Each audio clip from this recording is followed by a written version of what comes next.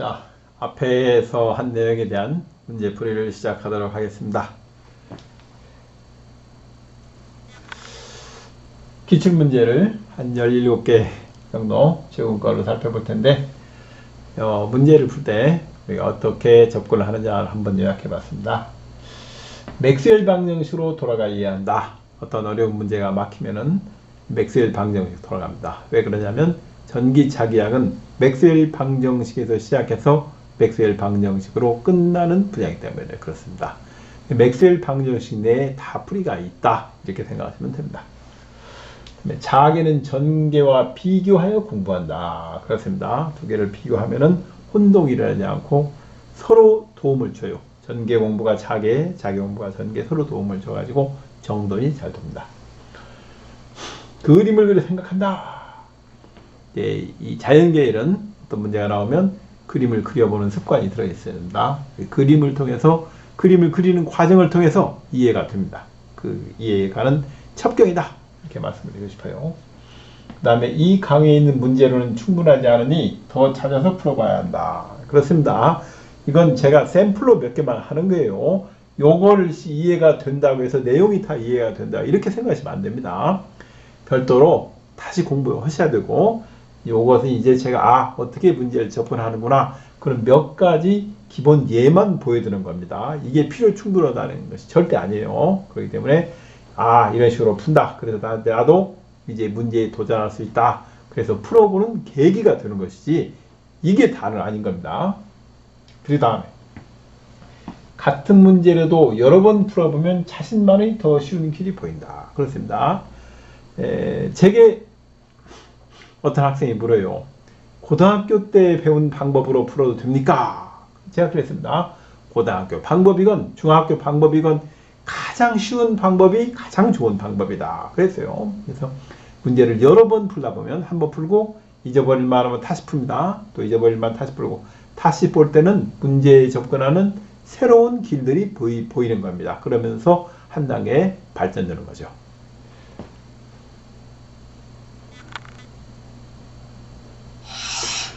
자, 보겠습니다. 강자성체의 BH 곡선을 히스테리시스 커브네요.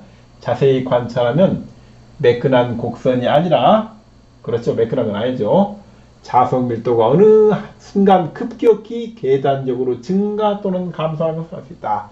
급격히 변화하는 거, 이게 뭡니까? 바로 바크하우젠 효과입니다.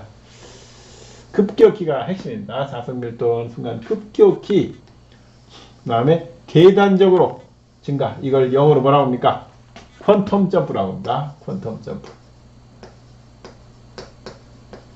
퀀텀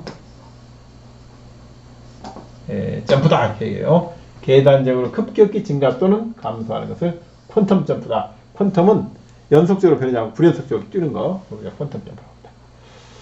바크하우젠, 큐리 포인트라는 건 뭐냐면, 어떤 금속이 내부에 원자들이 정렬을 해가지고 자성을 띠고 있어요. 그런데 이걸 가열합니다. 그래서 온도가 100도, 200도, 300도, 500도, 600도, 700도 어느 온도면 어떻게 돼요? 그 원자들의 배열되어 있는 자성이 흩어져 버려요. 랜덤하게 움직이면서 자성이 사라지는 온도, 그걸 우리가 큐리 온도다, 그 점을 큐리 포인트다, 이렇게 얘기를 합니다. 나머지는 제가 말씀드렸던 겁니다.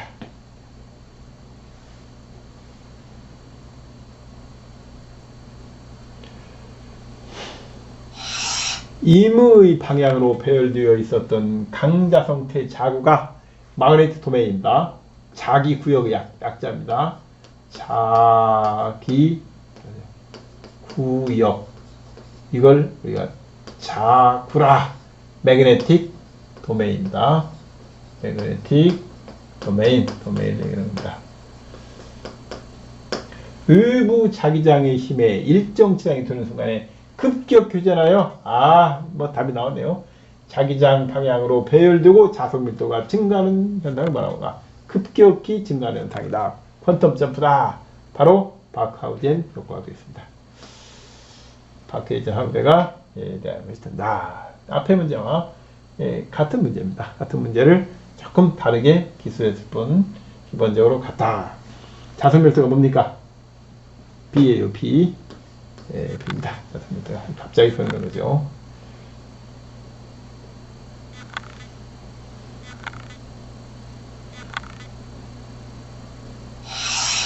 다음 중 비투자율이 가장 큰 것 강자성체입니다. 강자성체가 뭐래요? 3개라고 했습니다. 한 자로 된 거, 철, 2자로 된 거, 니켈, 3자로 된 거, 코발트예요.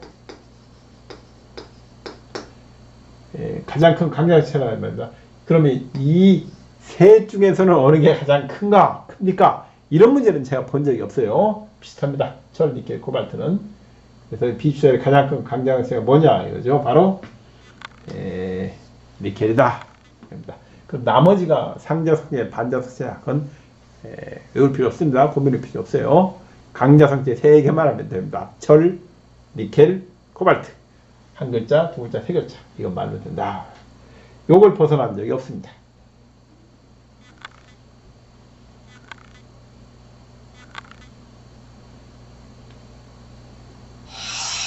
강자성체가 아닌 것도 같은 문제예요. 그러니까 같은 문제가 계속 되풀이에 나온다고 했습니다. 제가 아는 한 분이 그 전기사 시험에 이제 출제에 들어가고 했는데 낼 문제가 없다 이런 말씀하시더라고요. 이제 기출문제 보면은 나온 문제 또 나오기 때문에 낼 문제가 없다. 같은 문제 변형식으로 밖에 없다. 그 말씀. 그건 맞는 것 같아요. 강자성체가 3개입니다. 뭡니까? 철, 니켈, 코발트. 구리가 아닙니다. 그래서 4번이 답이 되겠습니다. 뭐 거의 일종의 맞아라, 점수 가져가라 하는 문제입니다.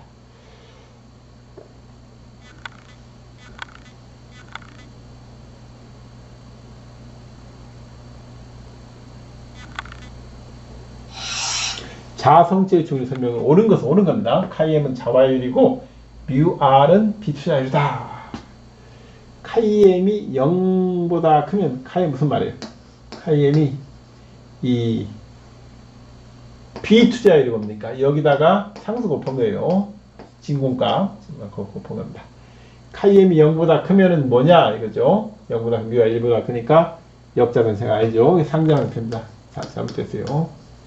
역자성체는 뮤가 1보다 작게 되면 카이 0보다 작아야 됩니다. 카이엠 0보다 작으면 상자성체가 아니고 역자성체입니다. 바꿨네. 바꿨습니다. 다음에 뮤R이 1보다 크면은 뭡니까? 상자성체야지. 틀렸네. 비자성체가 상자성체입니다. 그 다음에 뮤R이 1보다 작으면 역자성체. 이게 맞아요. 반자성체. 맞습니다. 비자성체는 조금 이제 다른 의미인데 이쪽은 상자성체입니다. 일본 역자성체, 우리가 반자성체라고 돼요. 같은 말입니다. 네, 상자성체를 연자성체라고 합니다. 연자성체. 강자성체, 비자성체는 이제 뮤R이 1인 겁니다. 1. 비자성체다. 자성체가 아닌 거. 종이, 공기, 플라스틱 그런 얘기죠. 이렇게 될 리가 없습니다.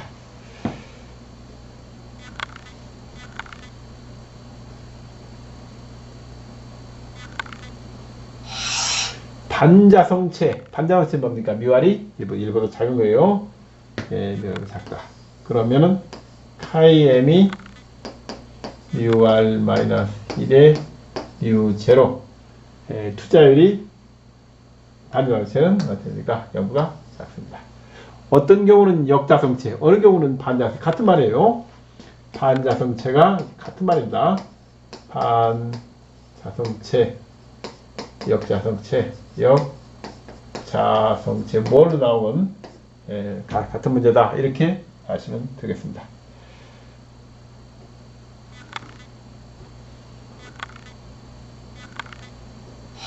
영구자석의 재료로 적합한 건 영구자석이 어떻게 됩니까? BH 곡선에서 어떻게 돼요? BH는 이 넓어야 됩니다. 이게 넓으면 영구자석이고 좁으면 전자석이에요. 영구자석 잔류 자석 밀도도 크고 커야죠. 이게 잔류 자석 밀도 뭡니까? 요 값입니다. 보자력이 작으면 안 돼요. 둘 다 커야 합니다. 자석 밀도는 자석 밀도와 보자력 모두 작아야 돼. 아닙니다. 그렇죠. 잔류 자석 밀도와 보자력이 모두 커야 된다. 요 값과 요 값, 이게 보자력입니다. 요게 잔류 자석 밀도고, 요게 보자력이에요. 둘 다 커야 면적이 넓을 수 없습니다. 면적이 바로 에너지예요. 이 면적이 에너지다. 면적이 에너지입니다. 에너지다. 이게 E, 이가 아니고 H, B입니다. 이 면적이 에너지예요. 모두 커야 영구자석이 됩니다. 작으면 이제 영구자석이 아니고 전자석을 써야 되겠죠.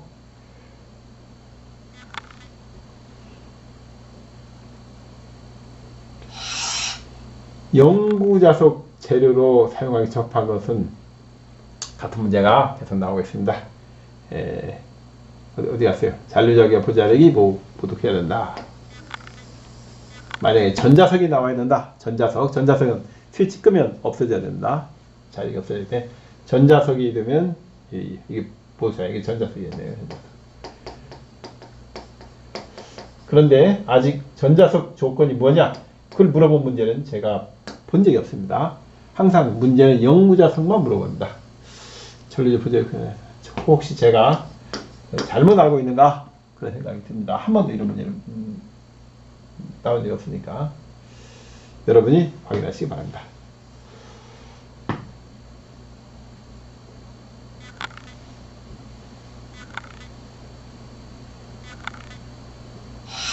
히스테리시스 곡선에서 히스테리시스 손실이 뭐예요? 면적입니다. 에너지가 요거예요. 2분의 1 H예요. HP입니다. 그리고 이 토탈 에너지는 이렇게 부피로 적분하고 보면 이 면적이 되는 거예요. 그래서 히스테리시스 곡선의 면적이 됩니다. 곱이 아니고 면적입니다. 면적이에요.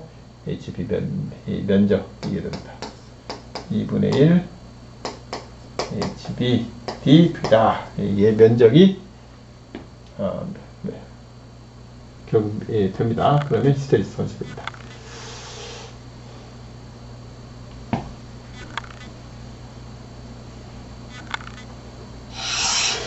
자, 10번. 내부 장치 또는 공간을 물질로 포위시켜 외부 자기 영향을 차폐시키는 방식을 자기차폐라고 한다. 이게 또 나왔네. 철로 자기차폐, 철로입니다. 다음 중 자기차폐에 가장 적합한 것은 뭐예요? 비투자율이 커야죠. 강자성체, 강자 비투자율이 큽니다. 당연히 같은 말인데 강자성체해야 된다. 강자성체.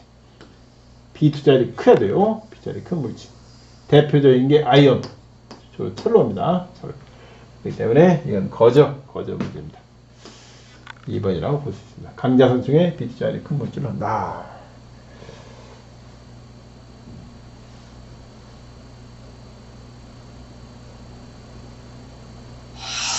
길이가 L이고 단면적 반지름이 A.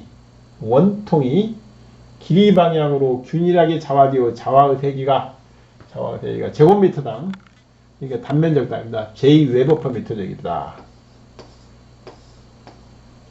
반지름 A고 길이가 있다. 여기에 자화가 됐어요. 자화가 되는데 J/웨버퍼미터적입니다. 단면적당 이 세기지만 원통 양단의 자극 세기는 양면 어떻습니까? 이게 단면적이니까 뭘 곱해야 돼요? 웨버. 이건 뭐 답을 이미 준 거랑 마찬가지네. 웨버 퍼 미터 제곱 주고 웨버 구하라니까 뭐예요? 자극세기 구하라니까 면적 곱하라는 얘기 아니에요. 면적 곱해야 이게 없어지지. 아무것도 모르는 사람도 단위만 가지고 풀 수 있습니다. 요 단면적 파이 A 제곱이니까 요 곱해야 되구만 이거. J 곱하기 파이 A 제곱. 길이가 L 단면적을 요하지 이 단면적이 땅 제2웨버퍼 미터 제곱 때문에 또 양단에서는 이게 파이 제곱 곱하면 됩니다. 아주 간단하게 되겠습니다.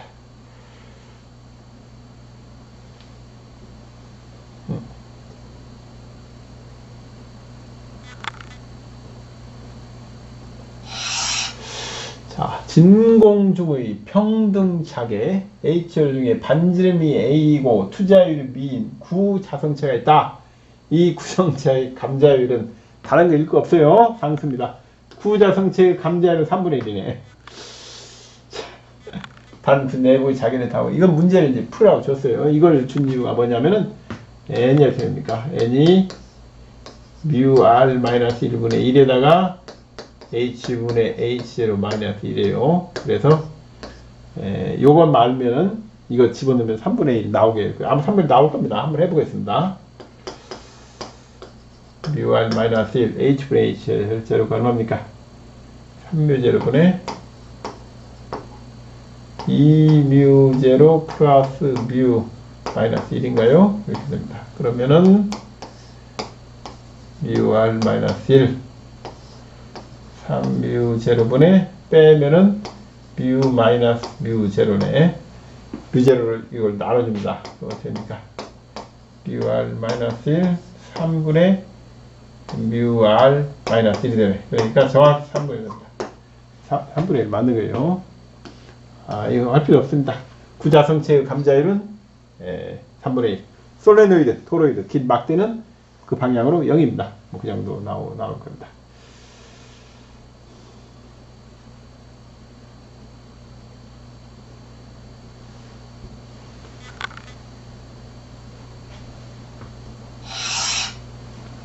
예전에 또 문제 다시 또 나옵니다.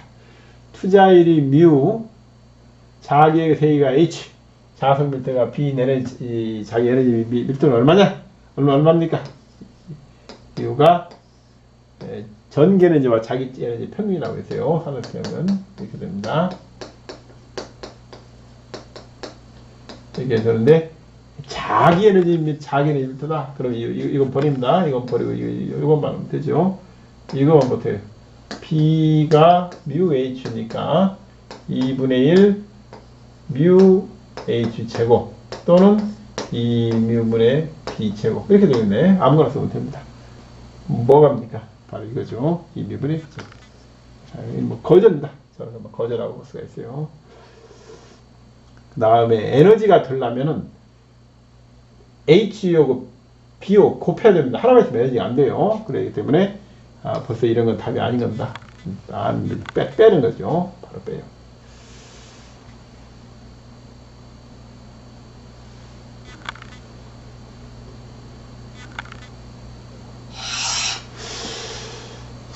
자, 공기 중에 있는 무한히 긴 도선에 공기가 무한히 길어요. 여기 I가 흐른다. 10A네. 흘러갈 때 도선으로부터 2m 있어요. D이 여기까지 R이 2m예요. 이 점에서 B 값이 얼마냐? B는 얼마입니까? 2πr 분의 mu 제로 I 상식적입니다. 왜 이렇게 구하죠? 암페어 법칙입니다. 여기를 통과하는 루프를 만들어요. 이렇게 그래가지고 B가 이렇게 하니까 한번 적분하는 겁니다. 그래서 한 바퀴 돌아요. BDL은 mu 제로 I 이렇게 되니까 이 I는 이 루프 안을 통과하는 통전류량입니다. 그러면 어떻게 적분하면 이렇게 적분하면 돌아가면서 이게 DL 방향이자 B 방향이에요. 같으니까 그냥 곱하면 되고 내적을 곱하면 됩니다. 그 다음에 B는 같은 거리가 떨어지면 크기가 어디나 똑같아요. 상수니까 앞으로 빠지는 겁니다. B 곱하기 DL 반지름이 R인 거예요. C가 mu 제로 I B가 B 곱하기 2πr이 mu 제로 I 그러니까 당연히 이렇게 되는 겁니다. 이렇게 되는 거죠. 값을 줬네. 무제로가 얼마예요? 무제로가 4파이 곱하기 10의 마이너스 7승이에요.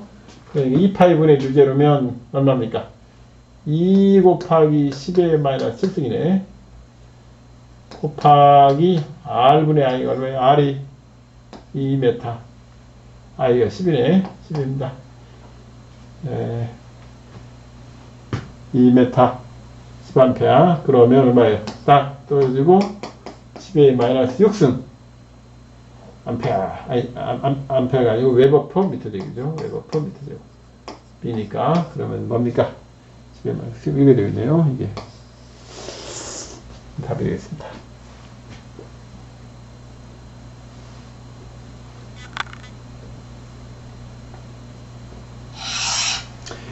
그림과 같은 직사각형의 평면 코일이 있다. 평면 코일이 있네. 자개 속에 있다. 자기 위치하고 있어. 코일이 흐르는 전류가 5A일 때 지축에 있는 코일이 흐르는 토크는 뭐, 저 뭡니까? 전류 고리가 만드는 그 토크예요. 자기 몸의 모멘트입니까? 저 아주 간단한 거예요. 토크가 뭐예요? 토크, 저게 뮤 크로스 P입니다. 뮤 크로스 P예요. 예, 전류 고리가 만드는 거. 그런데 B를 줬네. 뮤만 구하면 됩니다. 뮤는 얼마입니까?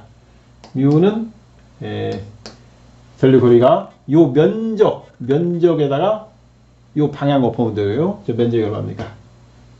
0.04 곱하기 0.08 곱하기 전류가 얼마예요? 5A.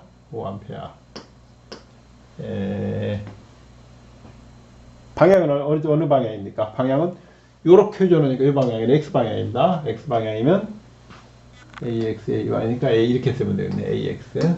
이렇게, 요 벡터 방향. 벡터 아래도 이게 몇 됐습니다. 저 계산하면 되겠네요. 얼마입니까? 32 곱하기 5 곱하기 10의 마이너스 4승 AX로 씁시다. 그러면 토크는 뮤가 32 곱하기 5 곱하기 10의 마이너스 4승 AX 크로스 B 값이 얼마예요? 루트 2분의 0.05 루트 2분의 0.05 얼마예요? 5 곱하기 10의 마이너스 2승이네. 10의 마이너스 2승 AX 플러스 AY예요. 간단하게 계산이 간다. 우선 방향은 어떻게 돼요? 의정이니까 빼고 두 개는 AX, AY는 D 되는 겁니다. H. 그러니까 어떻게 되는 거예요?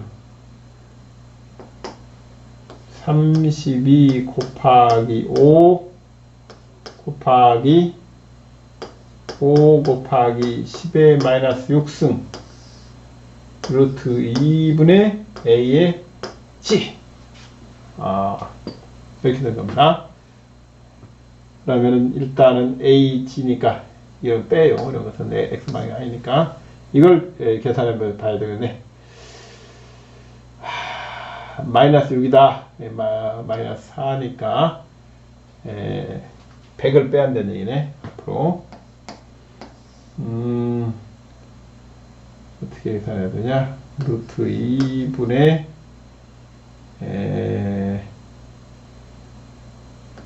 3.2 곱하기 5, 25, 2.5 곱하기 10의 마이너스 4승 H.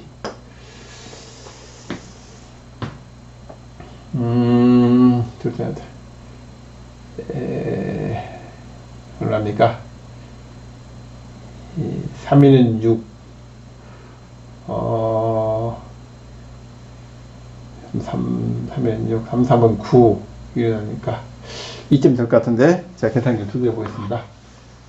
잘 안 해봐서 두드려 보겠습니다. 3.2 곱하기 2.5 나누기 그렇게 5.66이네요. 이쪽이 맞습니다. 그러면 5.66 곱하기 10의 마이너스 4승 H가 되는 겁니다. 4번이다. 계산을 확인해 봐야 됩니다. 계산해가지고 확인을 해봐야 됩니다. 간단한 문제예요. 기본적으로 간단한 문제다.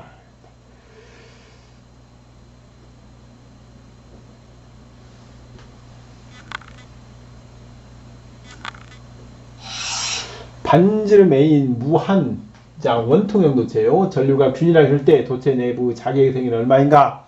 좀 간단한 겁니다. 만약에 이렇게 생겼어요. 그래서 전류가 흐르고 이게 R이다. 그러면 어떻게 됩니까? 저게 R분의 1이에요. R분의 1 때문에 이렇게 되는 겁니다. R분의 1. 그런데 반지름이 있다. 그러면 이제 다르죠. 요런 도체예요. 해가지고 이게 R인 겁니다. 그러면은 어떻게 됩니까? 그 도체 내부 자개는 이미 우리가 했습니다. 내부는 비례하고 외부는 R분의 1이다. R분의 1이고 내부는 비례합니다. 아래. 이게 거리예요. 거리고 요게 이렇게 하면 이상하다. 반지름 R인 대문자로 봅시다. 대문자.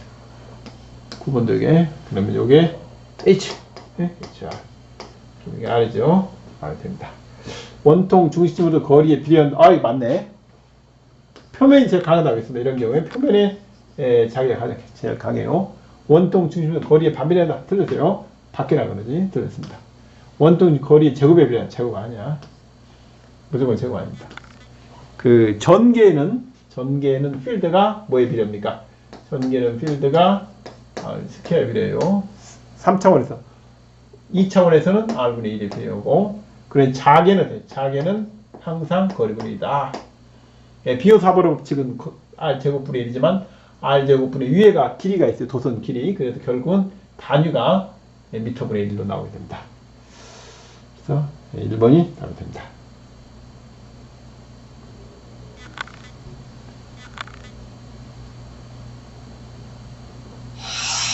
평등 차계 내의 전자가 수직으로 휩싸일 때 전자 운동에 대한 설명을 오는 것은 저게 아주 많이 나오는 거예요. 아래 어떻게 됩니까?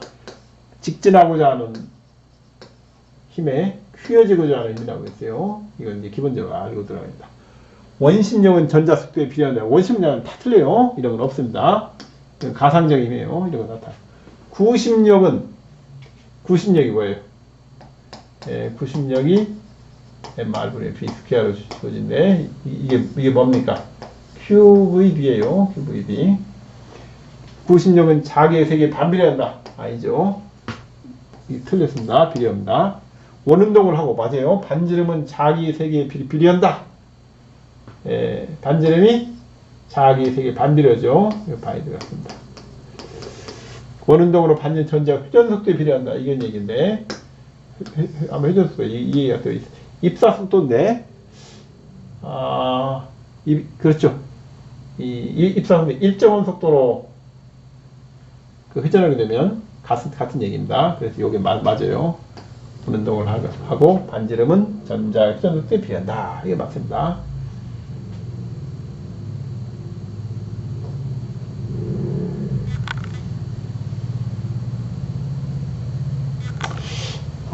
다 했습니다. 이해하려고 다 했는데 여러분 어떻게 생각하십니까? 자기 외울 것이 많습니까? 전혀 없는 건 아니죠. 9의 감자율이 3분의 1이다. 이 정도 몇 개 알 게 있습니다. 그래서 제가 그 암기할 것을 최소화 했어요. 제 나름대로 노력을 해가지고 최소화를 했습니다. 그러나 그 어쩔 수 없이 암기하는 부분도 있습니다. 어쩔 수 없이 암기할 부분은 어떻게 하느냐? 여러 번 반복해서 문제를 풀고 공부를 하다 보면 저절로 몸에 체득이 됩니다. 따로 외우려 하지 않아도 저절로 몸에 이제 배게 된다. 그렇게 이제 봅니다. 그래서 암기가 큰 장벽이 아니다. 이런 말씀을 드리고 싶습니다. 자, 이것으로 이제 문제 풀이를 마치고